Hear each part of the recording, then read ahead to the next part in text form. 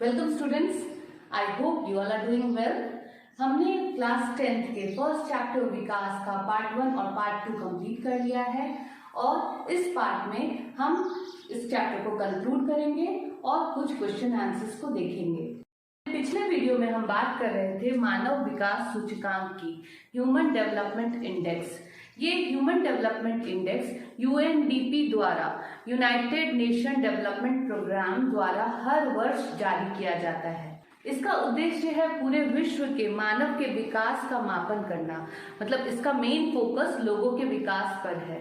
मानव विकास सूचकांक के 3 इंडिकेटर्स या 3 सूचक या फिर 3 मापक हैं।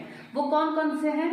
पहला है शिक्षा, दूसरा है प्रति व्यक्ति आय और तीसरा है स्वास्थ्य।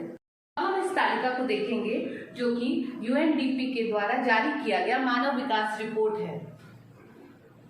इस तालिका में आपने देखा कि वर्ष 2017 के लिए भारत और उसके कुछ पड़ोसी देशों की तुलना की गई है, जो कि मानव विकास सूचकांक के आधार पर की गई है। तो उसमें पहला स्थान किसका है? पहला स्थान है इन सभी देशों में पहला स्थान श्रीलंका का है जो कि 76वां है, जबकि पूरे विश्व में भारत का स्थान 130वां है। विकास की धारणीयता, जिसको इंग्लिश में सस्टेनेबल डेवलपमेंट कहते हैं।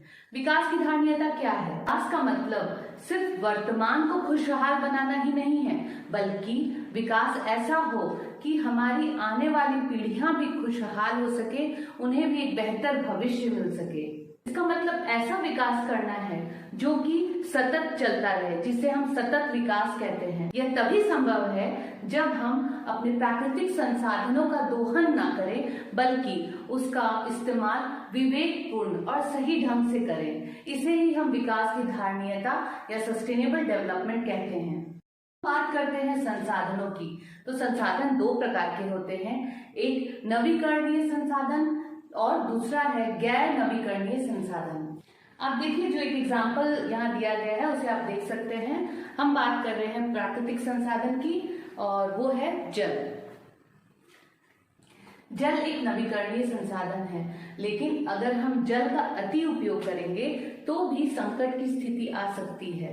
कुछ रिपोर्ट्स के अनुसार, जो कि एग्जाम्पल में दिया गया है, एक रिपोर्ट के अनुसार पिछले 20 वर्षों में जल जो है वो कुछ क्षेत्रों में 4 मीटर से अधिक नीचे चला गया है। तो अगर जल के अति उपयोग की यही स्थिति बनी रही, हम अगर जल को नहीं बचाएंगे तो फिर हमारी आने वाली पीढ़ियों के लिए संकट की स्थिति आ सकती है। और आपने तो ये सुना ही होगा कि अगर जल नहीं है तो हमारा आने वाला कल नहीं है। अब हम ऊर्जा के कुछ स्रोतों की बात करते हैं, जिन्हें हम गैर नवीकरणीय संसाधन बोलते हैं, जो कि समाप्त हो सकते हैं, जो एक समय के बाद समाप्त हो जाते हैं। तो फिर हम एक दूसरे एग्जाम्पल की बात करते हैं जो कि गैर नवीकरणीय है, वो है तेल। तो यदि हम कच्चे तेल का इस्तेमाल वर्तमान दर पर करते रहें तो कच्चे तेल का जो भंडार है वो जल्द ही समाप्त हो जाएगा। तो फिर क्या होगा? तो फिर विकास की धारणीयता का संकट आएगा, विकास की धारणीयता का प्रश्न बनेगा। तो फिर धारणीय विकास कैसे होगा? सस्टेनेबल डेवलपमेंट कैसे होगा? लेकिन पेट्रोल के दोहन को या कच्चे तेल के दोहन को खत्म करने के लिए बहुत सारे प्रयास किए जा रहे हैं। जैसे कि जो ट्रेन्स पहले पेट्रोल से, डीजल से चलती थी, बहुत से ट्रेन्स को अब इलेक्ट्रिक में कन्वर्ट किया गया है। आपने शहरों में देखा होगा कि बहुत से ई रिक्शा चलने लगे हैं जिनमें पेट्रोल की जरूरत नहीं होती और नए नए आविष्कार हो रहे हैं, नए नए 2 व्हीलर्स 4 व्हीलर्स का आविष्कार हो रहा है जो कि बैटरी से चलता है। तो ये सब क्यों हो रहा है? ये सब इसलिए हो रहा है कि हम आने वाली पीढ़ी के लिए कुछ तेल को बचा करके रख सकें। एक और एग्जाम्पल जो हम आज के डेट में फेस कर रहे हैं, वो अगर देखें तो आप देखिए कि विकास के दौर में बहुत से पेड़ काटे गए, बहुत से पेड़, जंगलों को साफ किया गया, लेकिन उससे क्या हुआ? अभी आज जब हम देख रहे हैं कि हर जगह ऑक्सीजन की कमी है, तो अगर ऐसा नहीं हुआ होता, अगर इस कदर पेड़ नहीं कटे होते तो क्या होता?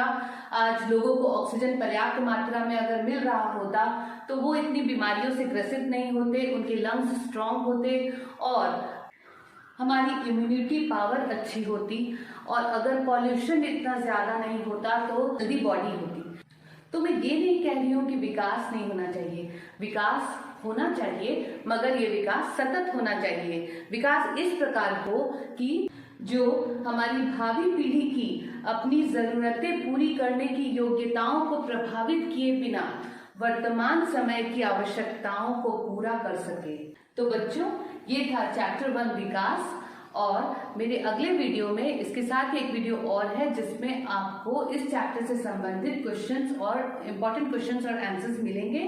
तो आप मेरे चैनल को लाइक, शेयर और सब्सक्राइब करना ना भूलें, और मेरे नेक्स्ट चैप्टर की नोटिफिकेशन के लिए बेल आइकॉन को दबाना ना भूलें।